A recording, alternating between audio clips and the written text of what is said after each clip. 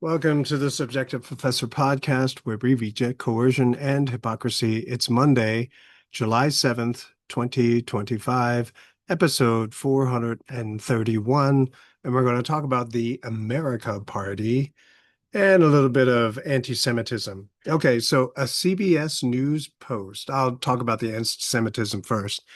It's a shorter topic. CBS News post that Trump says he didn't know the term that he used in speech is considered anti-Semitic. And the ADL, the Anti-Defamation League, uh, pointed out that the word Shylock is a derogatory term, anti-Semitic perhaps, to talk about Jews and greed.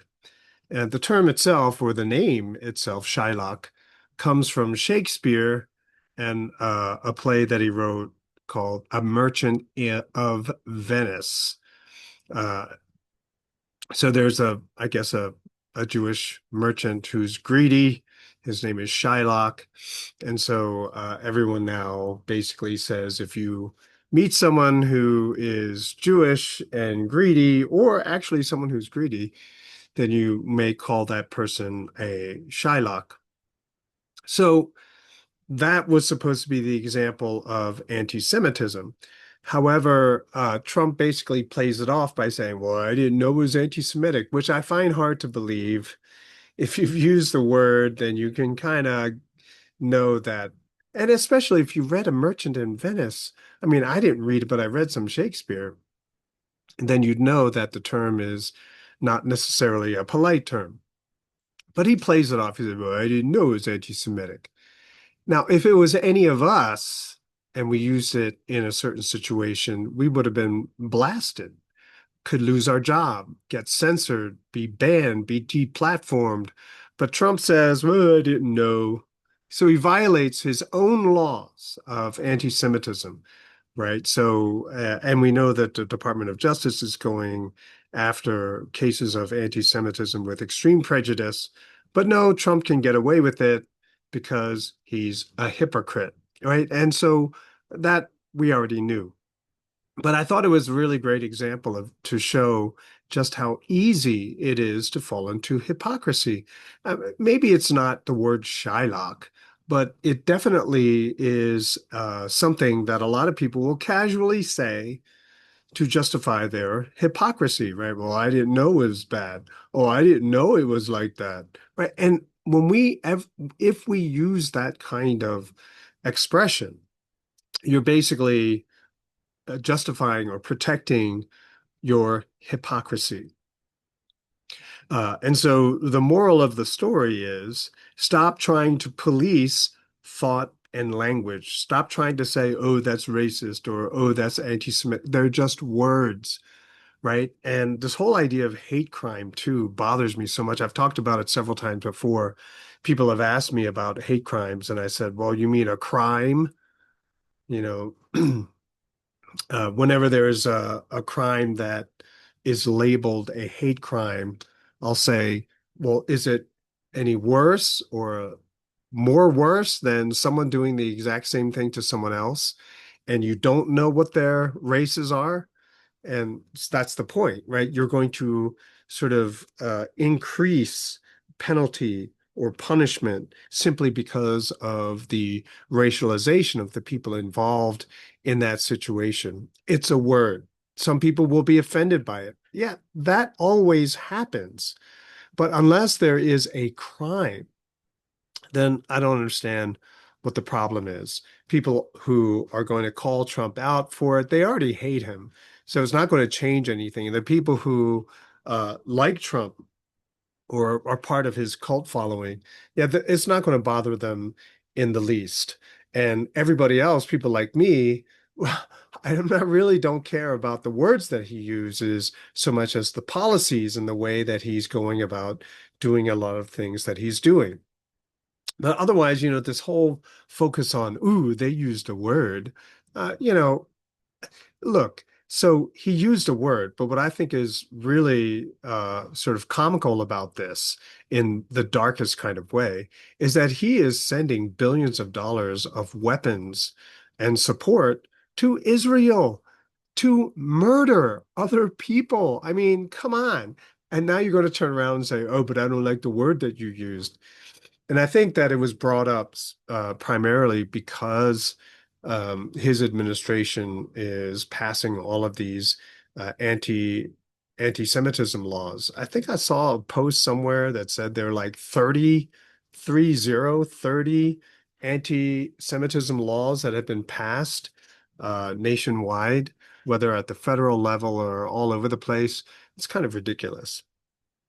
All right, so the next story is the America Party. It's the big story of the weekend. And so, of course, we have to talk about it. So, Ron Paul, I saw an episode, Ron Paul's episode today, is Do We Need the America Party? And he was in Congress, obviously, for 12 terms, I think. And which would be 24 years, right? And so he still practiced, you know, he still had his practice delivering babies. And then on the weekdays, he would go and be in DC. And people would always ask him about a third party. And he would reply, I'm still waiting for a second party. And you may remember, and people call the Republicans and Democrat parties as a uniparty. It really is one party. I've talked about it in the past in the classroom as basically two teams who work for the same corporation. The reality is that the Democrats and the Republicans, they are both two different corporations, right? They have nothing to do with the government, but the corporations are basically in charge of voting rules, etc. But there is an acknowledgement that uh, being one of the only two major parties means that each of them get a tremendous amount of benefit. I also pointed out in one of my eighth grade history episodes, or seventh grade history episodes, that the Democrats, they used to be in the same party, Democrat Republicans, right? That they were one party against the Federalists, right? And then moving forward, there was a division, and so they divided into Republican and Democrat. But did they really? And it's just kind of interesting that you see this expression of uniparty thrown around so casually now. So that is pretty much the case, I believe. Ron Paul and Daniel McAdams also talked about how Musk investors don't want it, and Republicans don't want it, obviously, because it undermines the Republican Party. But you really, and they point out that you really don't need a new party. You just need to take over a handful of seats in Congress, and you now can block many, many things from happening. We saw that even over the last weekend, where in order to get it past the House and the Senate, it was pretty close, right? And so then you could probably have a significant amount of influence without actually formally having a national third party. Um, in previous episode, there at least one I talked about Elon Musk, episode 405. I said that he was not a politician, that he's more like a normal person, right? He's not like those lizard people, politicians who have no soul and are basically sociopaths and psychopaths. But Musk is more, well, he might actually be, anyway, but Musk is probably more like uh, people like you and me. Obviously, his mind functions on a different level, but he has morality, right? He has a sense of right and wrong. He has a bit of integrity. And so if he said he's going to try to cut waste, fraud, and abuse, then that's what he actually believes in. He can't go back on these promises. He can't just simply change what his positions are, what he believes in for the sake of political efficiency. what's the point of doing that? My wife and I were going through Game of Thrones again. We watched all of them a few years back, and now, just sort of uh, as our evening activity, we just play an episode or two of Game of Thrones. And last night or the night before, we saw Eddard Stark, right? Uh, Boromir. I'm blanking on his actual name. Sean Bean, getting killed. But what did he do before? I forgot about that, right? So he basically was trying to do the right thing, but then, in order to protect his daughters and for the sake of the realm, as it were, he basically says, "Oh no, that brat of a kid is the actual king." And so he compromised his integrity and he lost his head anyway. So, what is the point of betraying your own principles? There is no benefit, there is only downside for compromising your principles. And I think that's the way Musk sees the world. I was hoping that that is what Trump becomes after the assassination attempt, but of course, I was expecting too much. So I looked into Elon Musk's America Party. I found a couple of articles, not mainstream. So Elizabeth Crisp, What to Know About Elon Musk's America Party, and this is published on The Hill. A couple of things to pull out. When it comes to bankrupting our country with waste and graft, we live in a one-party system, not a democracy. And that's a Musk. She quoted Musk. Today, the America Party is formed to give you back your freedom. Okay, but it's not democracy, right? Democracy is two wolves arguing with a lamb what's for dinner, right? So democracy is terrible. He does, however, according to Elizabeth Crisp, he does invoke the name Epaminondas. I think that's pretty close. And he was a Theban general who broke the myth of Spartan military supremacy. And so basically, he was very much focused on strategy, and he came up with a strategy that defeated Spartan military tactics. And so, what he's going to do with the America Party is to take down the Uniparty with tactics and precision. I'll talk about that in a little bit. Uh, and she concludes her article by saying that third parties have a very spotty history. The other article I found was how Elon Musk's new political party could become a reality, and this is by Herb Scribner, and he wrote for Axios. The first thing that he has to overcome, Elon Musk has to overcome, are state requirements. Anderson says, so he's quoting someone, an election official, no doubt.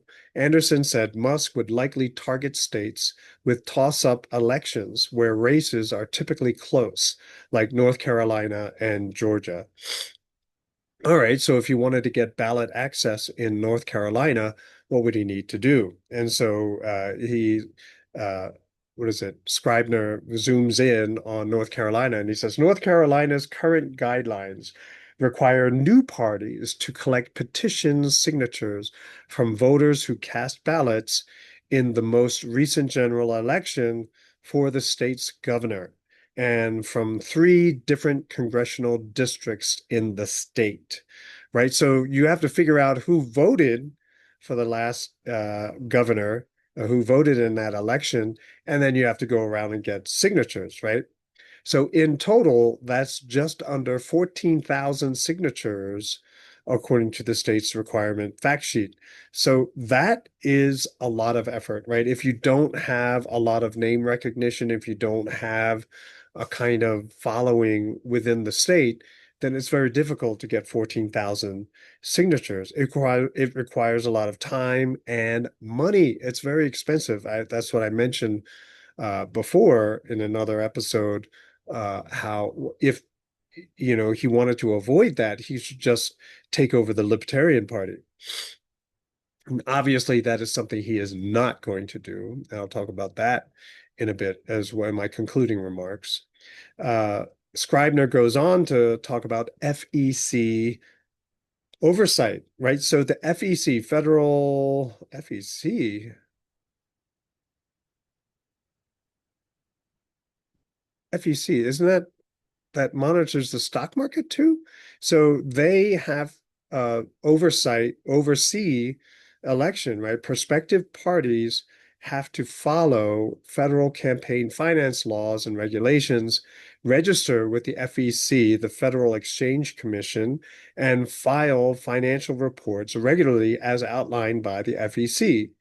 So yeah, that's why it's the right Federal Exchange Commission, right, that covers the stock market because of the financial aspect of running a corporation that is a political party. So these rules guaranteed, the rules favor existing parties and make it very, very difficult, as we can see, 14,000 signatures from 3 counties, right? Um, it makes it very, very difficult for another party to enter the game to participate in the election process. Um, and he goes on, by focusing on the states, Musk's party could avoid registering with the FEC. This would allow his party to be recognized as a Section 527 political organization, which must register with the IRS, but has no dollar or source limitations, as Brett Capel, an election lawyer, says. So he has a shot with the name recognition, right? A lot of people know who Elon Musk was. And because of his association with Donald Trump, I think even more people recognize his name. The fact that so many people got behind Doge, and that he was, even in my state, he was promoting voter registration to help Donald Trump get elected. And I have to say, it made a difference. Um, so he does have this name recognition, and so he kind of has, I think, a really good shot. Now, a couple of things that Elon Musk himself said. He posted, if this insane spending bill passes, the America Party will be formed the next day. Our country needs an alternative to the Democrat and Republican uniparty so that the people actually have a voice. He took a survey on July 4th, and on July 5th, he reports that a 2-to-1, the survey came out 2-to-1, yes. All right, so my remarks and observations. I fully support this venture, right? More choices mean you have more satisfaction. And at this point, there is no choice, right? We have a uniparty, and they, after fighting each other at the election booth and up until this whole election cycle, once they get into Congress, when the doors close, they fully cooperate with each other. We can see that with the big, beautiful bill. And it's a corrupt organization, right? And it's a scam. And they make it very, very hard for someone within the party to actually be a maverick, that is to go against what everyone else is doing, because the parties themselves, they control all the committees and they get to decide who's on what committee. And so if you don't do what you're told, they don't let you on any committees. They don't give you any position or any kind of power, which makes it difficult to be reelected, right? So you can see that someone who plays the game goes along with what the corporate Democrat and Republicans want, then they get committees. They look like they're doing something, and so they are elected, and people who are fighting for integrity and for actual uh, representation for their people, constituents, yeah, they get voted out. Um, Ron Paul ran first as a libertarian in 1988, way before I knew the difference between being a child and an adult. But then he ran as a Republican and basically was elected to Congress as a Republican, uh, and sat or excuse me, he was in Congress for 12 terms. Oh, excuse me, he ran as for president as a libertarian in 88 and then as a Republican in 2008 and 2012. I found out about him in 2009. So anyway, better late than never. And as I said before, I think he has a shot because of his fame and the support that he got for Doge, his fame because of Tesla and SpaceX, as well as Starlink, etc. And he has a lot of wealth for now, but a lot of his wealth is tied to stock prices. And so if the stocks start tanking, which they may, then there goes his wealth as well. There is the problem of organization, as I discussed above, a lot of ballot access issues, how to get on the ballot. And the fact that Democrats and Republicans are corporations and they get to write the rules for ballot access, and they write it to make it so difficult that this is why you don't have a really a viable third party in the United States today. Libertarians, they may have ballot access everywhere, but they get less than 1% of the vote every election cycle for president. So they're sort of a non-factor. I really believed he should have taken over the Libertarian Party, but the Libertarians are so dysfunctional, and they have their own little petty pettiness that makes it, I think, impossible to accomplish anything. The Mises Caucus of the Libertarian Party, I think, has been effectively ousted from the Libertarian Party. And it's basically you have all these freakazoids, people who don't fit in a lot of these other parties. They gravitate to the Libertarian Party, and so they built up a reputation of being a bunch of weirdos. And so I guess that's why Musk decided to go with just simply a new party. Now he did invoke Ep Epaminondas. Oh, I'm saying it like it's a Spanish name, but anyway, he's Greek, right? So Epi, Epaminondas, and basically it's all about strategy. And this I get down with too, because Ron Paul, when he ran for election and almost won a brokered convention, at least in 2012, he did it through strategy, understanding what the election rules were, how to get delegates, all this stuff, and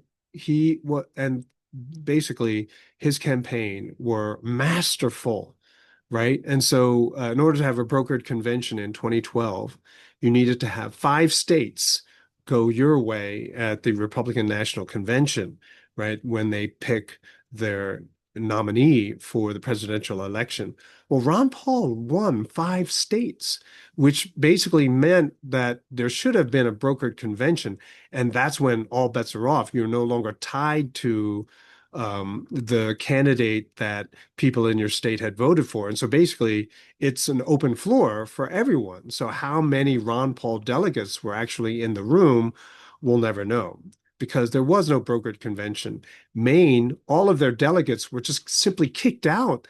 They were disqualified from even being there. It was crazy.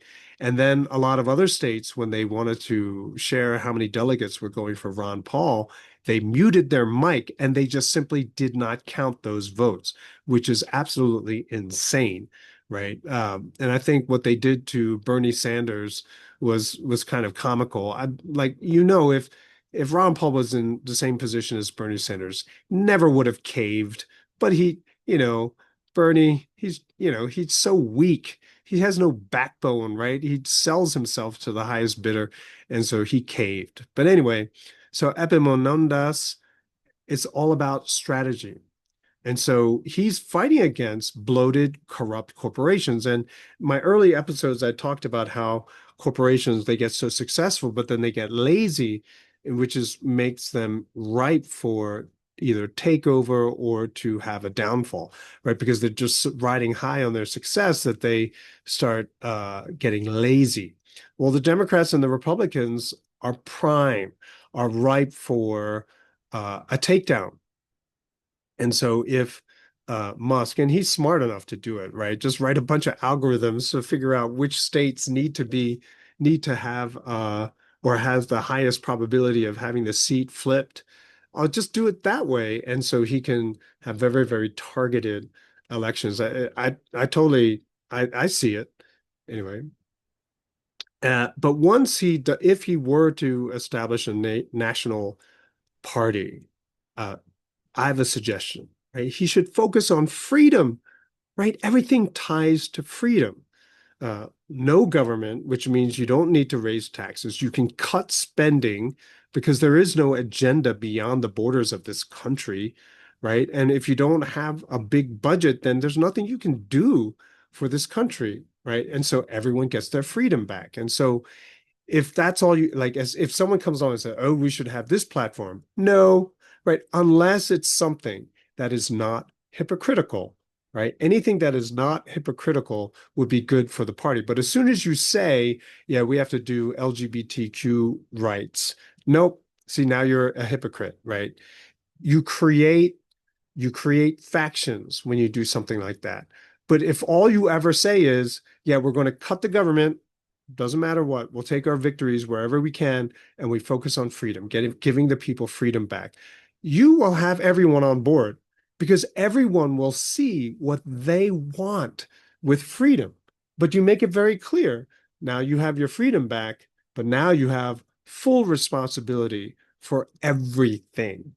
And I think my next episode will be on the flooding in Texas. And this ties in nicely. Okay, well, so if you had freedom, how do you practice your freedom? How do you practice your freedom, right? Knowing full well that you're responsible for everything that you choose to do.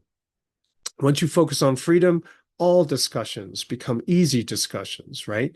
People say, well, what do you think about this? It's like, well, think what you want to think. This is exactly how I ran my classroom, right? People would say, well, what do you think about that? I said, it doesn't matter. What do you want to do? Well, go ahead and do it. But now take responsibility for whatever happens, knowing full well that everyone else has the freedom to do something else. And so either you convince everyone, you persuade everyone that what you want to do is worthy of their support, or they're going to get busy doing what they want to do, right? As soon as you focus on assert some kind of subjective reality as a universal or as an absolute, you lose people, right? That is the road to hell. And you don't ever want to start on that road because it's a slippery slope. Pretty soon you'll be right back to where you started. So that's the America Party. If he wants to do it right, that's all he has to do. Focus on freedom and just say the way we're going to get to freedom is we cut everything and stop talking about democracy too. That's a losing bet. But anyway, that's the way he should do it.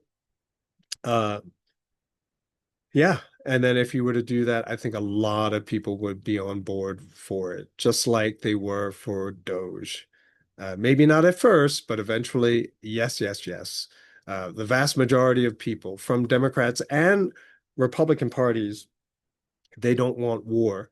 And if that's his own political platform, stop the wars, then I think he would get a lot of votes. So hopefully he has great success with that. And that's it for this episode. I'll talk to you next time.